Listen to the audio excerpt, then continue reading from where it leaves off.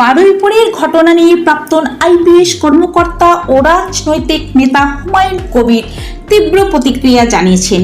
তিনি বলেন, এই ঘটনায় দোষীদের বিরুদ্ধে দ্রুত চার্জশিট দাখিল করে দৃষ্টান্তমূলক শাস্তির ব্যবস্থা করতে হবে।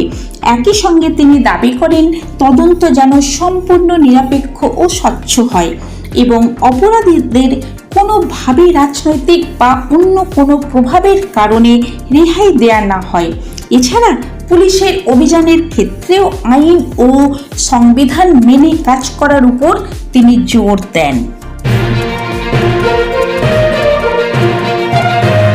বারুইপুরের ঘটনায় আইএসএফ বিধায়ক নওশাদ সিদ্দিকী নিহতের পরিবারের সঙ্গে দেখা করতে তাদের বাড়িতে যান এবং ঘটনার তীব্র নিন্দা করেন। তিনি বলেন, এই নৃশংস অপরাধের জড়িতদের দৃষ্টান্তমূলক শাস্তি নিশ্চিত করতে হবে এবং তদন্ত সম্পূর্ণ নিরপেক্ষ ও দ্রুত শেষ করা উচিত।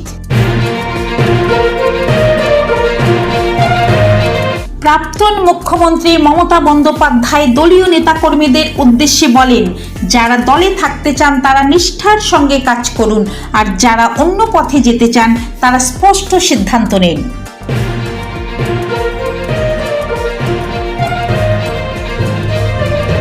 ভয়েস স্যাম্পেল মামলায় তৃতীয় সমন।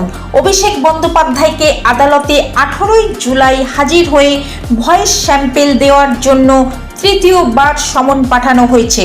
তদন্তের স্বার্থে তার উপস্থিতি চাওয়া হয়েছে।